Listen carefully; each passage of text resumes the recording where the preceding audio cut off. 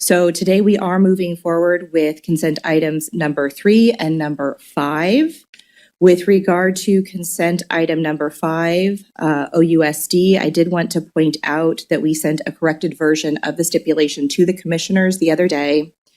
That made some minor affirming edits, explained the board's process for approving payments, and also clarified that one member of the board was on the upcoming ballot when we talked about the comparable cases.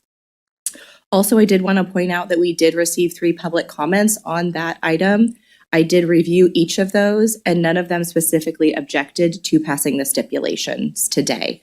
Therefore, we plan to proceed as submitted with regard to items number 3 and 5. That's helpful. And just to clarify, so it's going to be County of San Benito. And then, so we're considering today items 3 and 5 for the consent calendar. Do any commissioners have comments on any of the items on the consent calendar? Commissioner Wilson. Kind of, Chief Bonebrake, I have a question regarding item 5, just for clarification and for the public record. Who will actually pay that $4,000 fine? Will it be the city or will it be individuals? My understanding, and the attorney who handled this matter is here, but my understanding that the payment came directly from the school district. Let me turn around. Yeah, school district, thank you. Yes, let me just turn around and confirm. Yes. Okay, great, thank you. Case. Of course, Commissioner Ortiz. Thank you. Now, this case is because the board members pictures were put on the mailer. This does not deal with information versus advocacy, the mailer. That is correct. These board members who are elected officials were featured on this particular mailer. And so that is a different set of analysis. Okay, thank you. Commissioner Zettel, do you have anything to add? I didn't. No, I'm fine. Okay, perfect.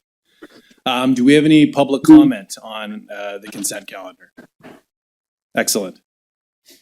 Good morning. Do I hold? I don't hold the button down, do I? Okay. Thank you. So commissioners, I'm Todd Madison. I'm the complainant in this case.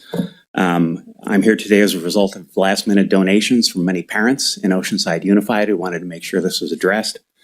I'd like to start by thanking the FPPC for taking action here. Fighting corruption in politics is a never-ending task. Having public employees use tax dollars intended to benefit our kids to promote candidates they know will be friendly to approving their own raises is the definition of corruption. Human nature being what it is, personal financial gain is pretty much the strongest motivation there is to try and influence elections. Those who follow K-12 politics know what a Me Too raise is. K-12 district administrators in charge of negotiating labor contracts benefit directly from a process where the same percentage raise they just negotiated is then applied to their own compensation. In other words, while telling the community they're negotiating for the best deal to educate our kids, in reality, they're negotiating their own raise. This is behavior that would see management fired in the private world, but it's acceptable in education.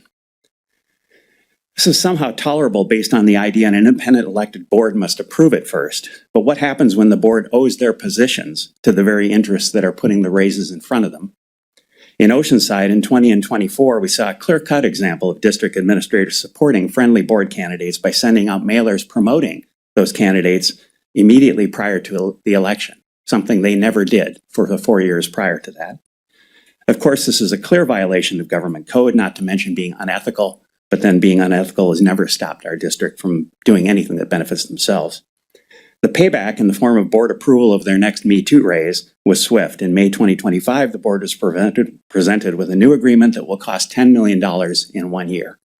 The county office warned this would require $7 million in cuts from the education of our kids, but that was not disclosed at the public meeting. Of course, the friendly board approved it without dissent, and also without any discussion of what they were going to cut from our kids to do that. In 24, the median total compensation of an OUSD administrator from public pay records via Transparent California was $194,000 a year. By the end of this new agreement, it'll be $209,000 a year. That's $15,000 a year increase, a pretty strong incentive to help your favorite board member get elected. The proposed $4,000 fine is a drop in the bucket. The district has no qualms about taking money away from our kids' education to benefit itself. I'm sure they'll simply cut the budget for new library books or bathroom maintenance to fund it, but at least it sends a message. This behavior is not tolerable. The FPPC will not allow it. Thanks to you all for doing your part to keep our elections clean. Thank you. Thank you. And thank you for coming all the way up from San Diego County, I believe? Oceanside. Yeah, Oceanside. Thank you again. Do we have any other additional public comment? Any online? Yes. Go ahead.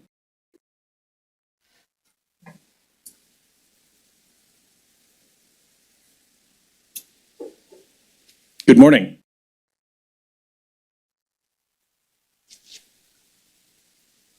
Give you a moment.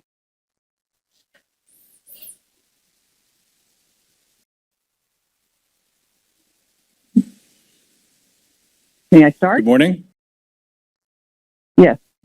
My Go name is ahead. Emily Ortiz-Wich. Okay.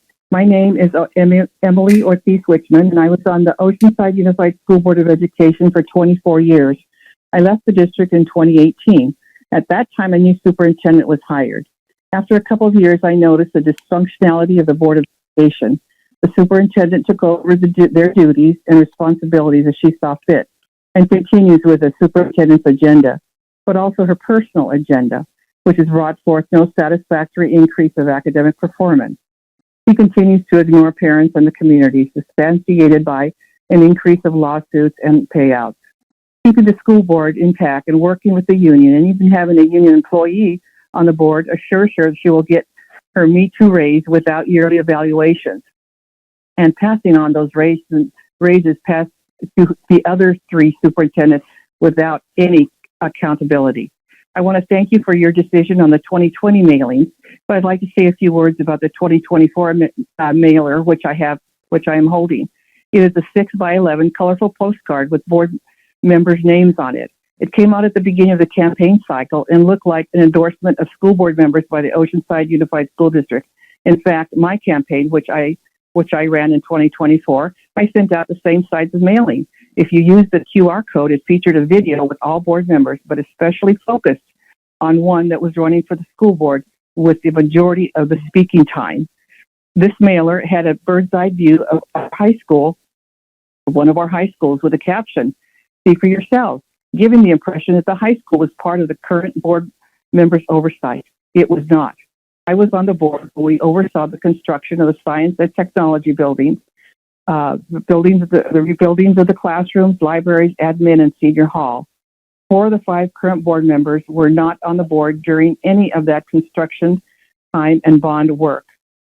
Your actions today will send the message to Oceanside Unified School District that they cannot break or skirt the law. Voting in local elections, we want officials to represent our values that will influence policies and programs that will promote the education and the well-being of students, parents, and the community. I thank you again for this action. Thank you. Thank you. You have additional comment?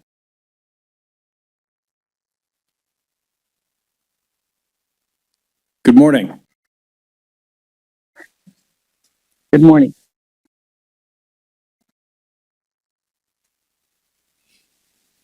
Go ahead.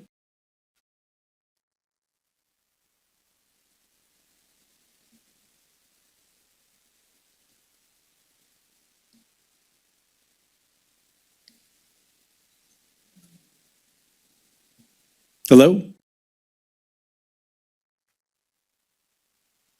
We'll give you a moment.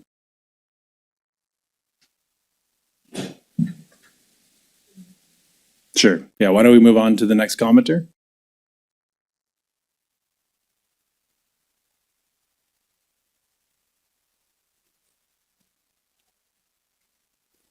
Good morning. You can go ahead.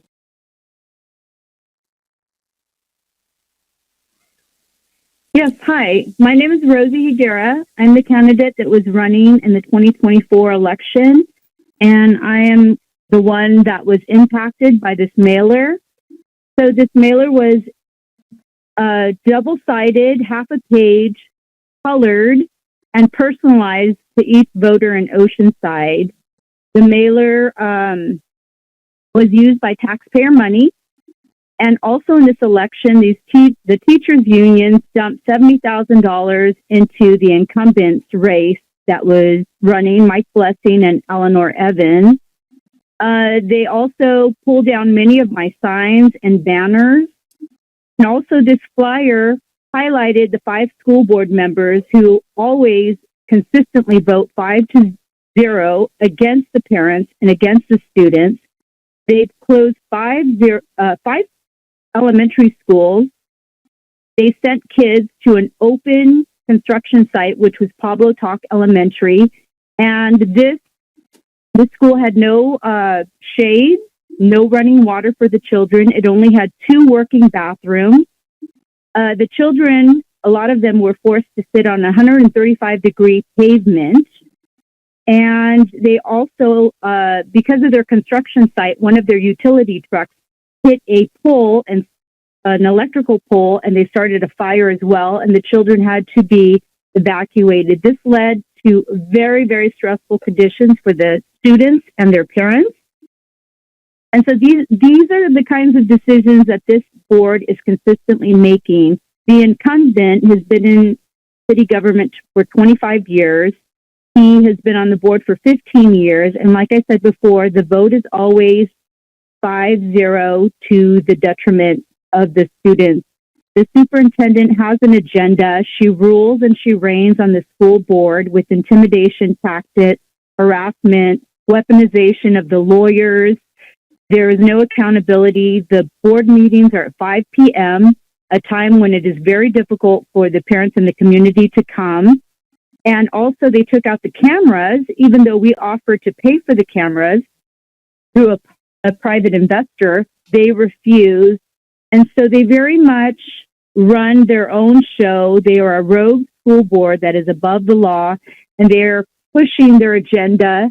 The superintendent was Pride by the Beach keynote speaker in 2023. The school board members are all about the LGBT agenda and sexualization and indoctrination of kids. We've tried to get the porn out of the school libraries. They don't want that. They just want this one agenda. And so we're really tired of them getting away with so much. They did violate the law. By sending out that mailer, and they also they violated the California mass mailings prohibitions. The Board of Education cannot do that, and they also violated AB 1234, the political ethics. So I would love for you to send a clear message to this school district that they cannot weaponize our tax dollars and they cannot silence the voices of Oceanside. So thank you so much for your attention in this manner and your due diligence. We appreciate you very much. Thank you, and thank you for your comment. And we have one additional commenter, is that Thank correct? you. Okay, and what is her last name? Strange. Good morning, Ms. Strange, go ahead.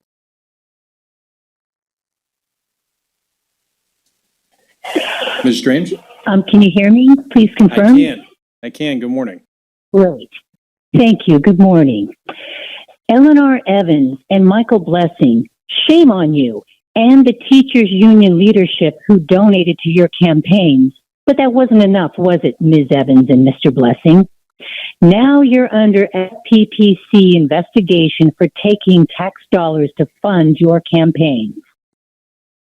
And while you likely violated election rules to protect your seats, you are also approving graphic cartoon pornography and pushing gender ideology for little kids, material no child should ever be exposed to, especially the children of military families while they risk their lives for you and our country.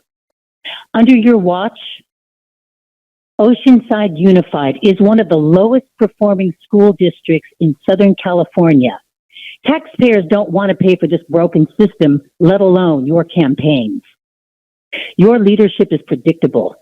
Ignore the community, dodge accountability, and listen to angry parents and teachers wanting education, not indoctrination. This FPPC meeting is just one more of your failures. Resign immediately, Evans and Blessing. You do more harm than good. Lastly, taxpayers' oversight for parents and students respectfully asks that the FPPC holds these two, Eleanor Evans and Michael Blessing, accountable and sentence them to the maximum penalties. Wish they could get jail time too. They deserve it. Thank you. Thank you for your comment. Do we have any additional public comment? No? Of course. Commissioner Ortiz? Thank you. And this is a general question. So if FPPC receives a complaint about a violation of an issue and staff starts investigating and they find something else, violation, are they allowed to pursue that other violation? Yes. Okay. Thank you. Any other questions or comments from commissioners? Okay, any additional public comment? Okay, hearing and seeing none, I'm going to move to approve the consent calendar, which consists of items 3 and 5. Second. Excellent. Ms. Apostle? Commissioner Brand, Aye. Commissioner Ortiz. Aye. Commissioner Wilson. Aye. Commissioner Zettel. Aye. Chair Silver. Aye. And Zettel, sorry. Thank you.